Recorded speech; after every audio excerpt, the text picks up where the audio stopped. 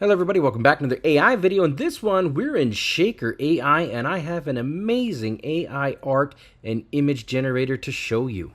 This generator has thousands, and I literally mean it, thousands of models that you can use for free. So if you're into AI image generation and you want to get the latest, or you want to, fine tune it and get that exact look, this is the one for you here. And better yet, you get 200 credits a day for free and no watermarks. So this is the one to show you. Let's get into it.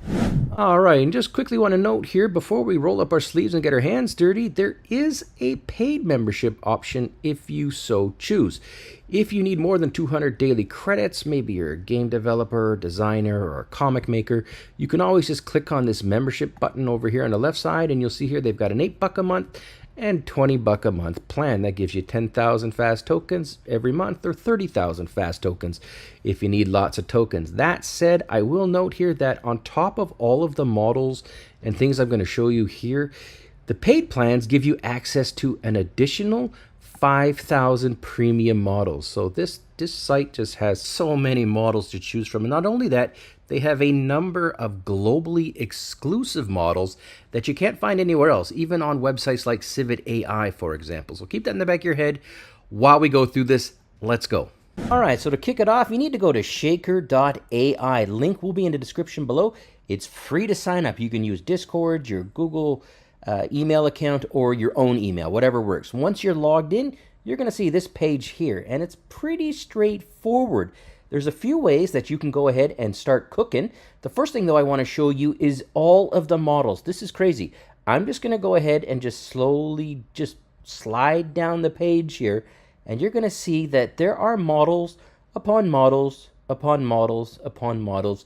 There are literally thousands of them that you can select from. Variety is the spice of life, or something like that. I don't know what it is, but there you go. All of them are there. Now, if you're looking for something in particular, I generally go to one of these three tabs most of the time. Recommended is the default one, and they will give you their recommended choices. If you want to go to popular, and there's comfort in numbers, here are all the ones that are most popular, and then you can see the number of reviews they've got, the number of times they've been run, all of those different things here, and it gives you a quick, image so you can see kind of what you can expect when you click on it. And then newest, this one here is another one that I go to because I like to kind of see what's coming out and, what people have released. Like this hand-drawn style XL right here. This looks like something I would totally use. This Mario Bro one with the 3D style also looks like one I would use. But those are generally the three things that I would click on first. If you still don't find what you want, you can click on this little down arrow here, and you can see all these different styles here. So if you're looking for one that's, food related or logo and icon related, you can click on that, and it will take you to models that are specific for that. Grimoires and books. I like the name of that one. And finally, guys, if there's something you're looking for in particular, a particular model or a username, you can just type it in here. So if I typed in something like anime, I would click on that, hit enter, and then I've got 265 that I could choose from. Crazy stuff. Okay, now you've seen enough of that. Let's get in and start creating. All right, creating is very simple. You can either click on the model or click on AI Generator over here on the left side. I'm going to go ahead and select this Super Control Map Ukengi Delicate model. You'll see here it's opened up another tab here that allows me to go in and take a look specifically at the model. Here it is. So we've got some example images. You can dig in and see exactly what's going on here. If I click on expand all, wow, look at that. There's even a whole bunch of different checkpoints and I don't know, crazy stuff. You can go in and dig into it if you want. But to start creating, all you got to do here is go to the right side and click on Run Model. Once you do that, another tab opens up. And now we are into my canvas. You'll see here I've already got 2 images created. So I've already made 2 images on this account. So you'll see here 2 images down, 196 credits still remaining. This is awesome. I can cook up a ton of content and not have to worry about just running into errors or download restrictions or watermarks, any of that stuff. So here we go. Now we've gone ahead, we've clicked on it here. I want to generate something. So let's go ahead and in the generate tab here, I'm going to type what I want. So I want a pretty lady with big eyes looking ahead. I don't know, blonde hair, anime style, something like that. I don't know. I mean, just generic stuff here. but I just want to see what it comes up with. Down a little further, you'll see here that it has selected the model that we wanted it to, and that it's using Stable Diffusion 1.5. So you can always go in there and just double check. You can add in a LoRa if you want. I'm going to not do that, but I want you to know that it is available, as well as with references. So if you have an image that you want to use, go ahead and click on this plus sign and add in an image reference if you're trying to, get something to look like something else. All right, here we go. Other things here real quickly here, sampler methods. Lots of them here to choose from. I can't go into details about all of them, but I can pretty much guarantee you they're pretty much all here. Same with sampling steps. We have a default to 20, but if we want more, we can go ahead and add in more. That said, very importantly, we can make some changes down here, particularly image size. It defaults to 1024 by 768, but you can do 2048 by 2048 and a variety of other sizes. I'm going to keep it on the default because it's just a little bit quicker there, and the less pixels, the faster. And then more, I guess critically here, look at this image number. It's set to 2, but I can go ahead and jack that up to 4. So if I did that, it'll use 8 credits, 2 credits per image, but I am now generating, if I just zoom out a little bit here, 4 images at a time. So I'm going to cook these up, come back when it's done, then I'll show you some next steps, how we can do some refinements and use some of the tools that are built into the platform. All right, welcome back. So let's see what it cooked up for us. It cooked up these 4 images. I said a pretty lady with big eyes. Yeah, she has big eyes. Blonde hair. This is blondish, almost like platinum blonde, which is fine. Anime style. Okay, so it's a pretty basic prompt, but that's all I wanted to show you. I mean, I don't want to, you guys are probably better at prompting than I am. I'm just going to close this gallery here, click on that X, and I'm going to zoom in a little bit. Now, couple things. Before I click on and show you some of the AI tools, watch this. I'm going to go ahead and grab this image here, and I'm going to put that one here. And then I'm going to grab, let's say I like this one here. This one's nice. I'm going to put that one here, and maybe I'll put that one here. What I'm basically showing you here is the infinite canvas of this platform. It is the only one I've seen that does this. But literally, you can rearrange the images as you see fit. If you are a comic artist, or if you create comic books, or you're storyboarding and you want to make sure that your images are in order, this platform has that built into it. And again, I think it's the only one that does this. So kudos to them for thinking that up. So there we go. We've got our images. Now, let's take a look at this. So I'm going to click on this one here. And when I do that, if I want to download it, I could just click on this little down arrow and presto, I've got it. There you go. It's downloaded. And if I open it, check this out. Let's go ahead and click on Open File, Curtis. Opened it. There you go. That's the image. Notice how there's no watermark. This is very important.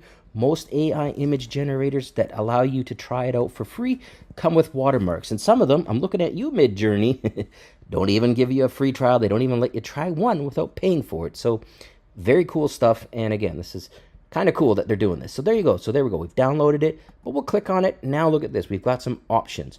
All right, so let's go a little further here. If I hover over this image here, you'll see it says very subtle. And this is basically very subtle. Oh, wow, that's a good play on words. But basically, if you click on this, it's going to take the image and then it's just going to apply subtle changes, little changes to it so that, it's largely the same image, but, it's a little bit different. This is very similar to other AI image generators like Midjourney that allow you to just basically re-roll them with minor changes. That's not really what I want to do here, but look at this. If I click on prompt, here you go. This will give you the exact prompt that was used and all of the things that went into it. So I put in there pretty lady with big eyes looking ahead, blonde hair, anime style. Then you'll see here it adds in one girl, bangs, blue eyes, blush, braid, closed mouth, earrings, eyelashes. It added all of that in on top of my very simple prompt. So sometimes the simpler prompts are the way to go, and then you just let the platform do its thing. Also, if you want to figure out what model was used, so if I click on this one here and I click on match model, it will go ahead and analyze it, and it will say, hey, this is the model that we use, and it's called Line 6. So if you're ever not sure how you generated an image, click on match model. Lastly, reference images is very important. If I click on this image, for example, and I want to generate another image on top of this, but I want it to look like this one, simply clicking on reference right here, you'll see here that it's gone ahead and added in an image reference, and it's also given it a certain similarity rating. So you'll see here it's at 0.5. You can click on that and you can adjust that higher or lower depending on how much you want the image that you're going to generate to use this as a reference. So For example, if I have a bulldog and I want my next image to look exactly like my bulldog image reference, I would put in 1.0. If I wanted to look only a little bit like it, I'd use a lot lower number. So those are just some of the basic things. Now we're going to go up here to the top toolbar, look at Inpainting, Upscaling, Outpainting, and Restyling, amongst other things. Let's get into that. All right, so the next thing I want to show you are some of the tools up here at the top. Inpainting, Upscaling, Outpainting, Restyling, etc. So let's go ahead and select this image right here.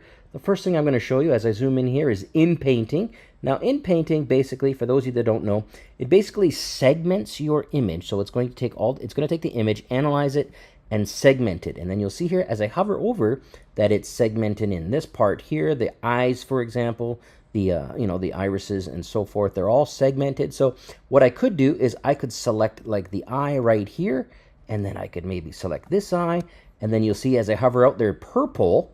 Now I could go over here to Inpaint and say red eyes, and I can go ahead and click on Inpaint. It'll cost me 4 free credits, and it'll basically return this over here. So I don't need to do it because I'll just show you what it does.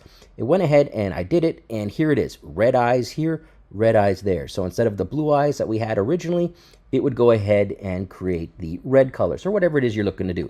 So that's the first thing. I'm going to exit out of that. Let's go over to this image here. I'm going to select it. The next thing is very simple, but it's upscaling. Right now it's at 1024 by 768. But if I want to double the pixel count, let's just go to 2x. There you go. I can go ahead and I can click on upscale, and I can even go ahead and adjust the creativity. So if I like it the way it is, I keep it low. If I want it completely different, I could increase that. So you can go ahead and use that as you see fit.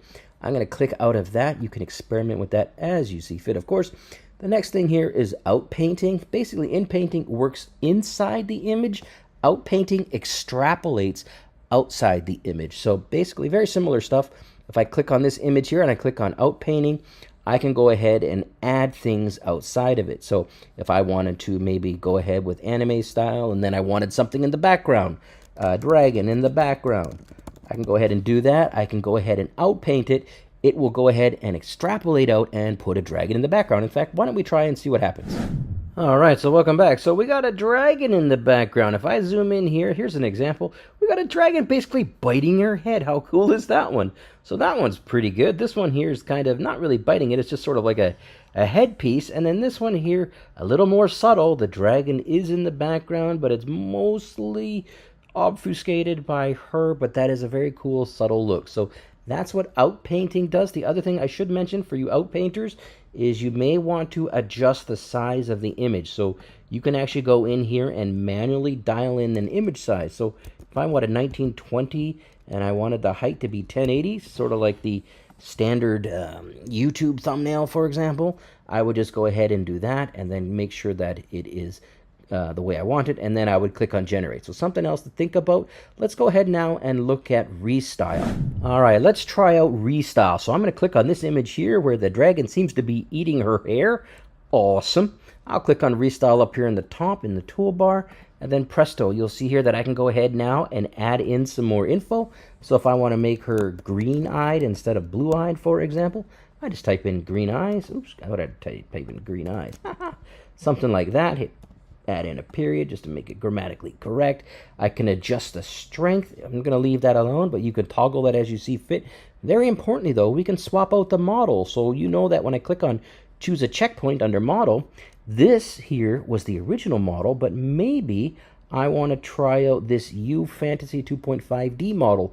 For example, there's hundreds of models you could try for. Just scroll and try out all of them if you want to, but I'm going to click on this one just to save a little time here, and presto, we've swapped in a new model. This is awesome. Everything else I'm going to leave the same, but you of course can change the sampler method, the sampling steps. If you're an advanced AI image generator or art user kind of thing, go ahead and do what you need to do. I'm going to go with that. I'm going to click 4 images. I'm going to click on change. Watch this. It's going ahead and it's launching the change. I'll come back when it's done, show you what we got. All right, welcome back. So let's see what we got with the Restyle. Honestly, first look here, this is awesome. Look at this. This is a different style here. The dragon's in the background. If we zoom in here, the eyes are green like I changed them. This is fantastic stuff. It's also using the new model, and it was literally that easy, guys. So I'm going to click on exit. awesome. The last couple things I want to show you are just up here. They're very basic. You'll probably have used these in the past. It's kind of like Photoshop, but inside of the AI tool. If you want to remove the background, it is literally one click. The background is gone. The lady and the dragon is there. I would click out on exit and then boom, hit the download button. You're done. If you want to smart remove, this allows you to remove particular parts of the image. So I'd click on this image here, click on smart remove, and then look here. I can go ahead and just sort of drill in here and decide what I want to remove. You get a lasso option and a marquee tool. So if I wanted to, I don't know, I wanted to remove the bottom part here with her shoulders and have just her head, I would do that. And then I would click on remove. It's very simple to do. I'm not going to do that because it's just very, very simple. Lastly, but not least, you can crop the image. Again, if you want to make it a different size, maybe I want to crop it. I could just pull in one of the corners here, or I could pull up maybe right here and then crop it right to her neck, for example, where I just have a headshot and then just hit the little scissors there. And bang, we've gone ahead and cropped an image. It's very simple, easy to do. Finally, yeah, there we go. So these are just some of the things you can do with Shakker AI. This is one of my favorite, if not my favorite, AI image and art generator. This is a tutorial. It shows you all the different parts here and all the things that I've showed you. Keep in mind, we've only used really 1.5 models. If you have, there are thousands of models to try out. And if you ever get lost, click on the tutorial button up here at the top here and go nuts and just go ahead and read them and yeah, dig in. So there you go, guys. This is Shakker AI. It's awesome. It's free to try. You get 200 credits a day for free, no watermarks. Give it a shot. Let me know what you think in the comments below. Thanks for watching.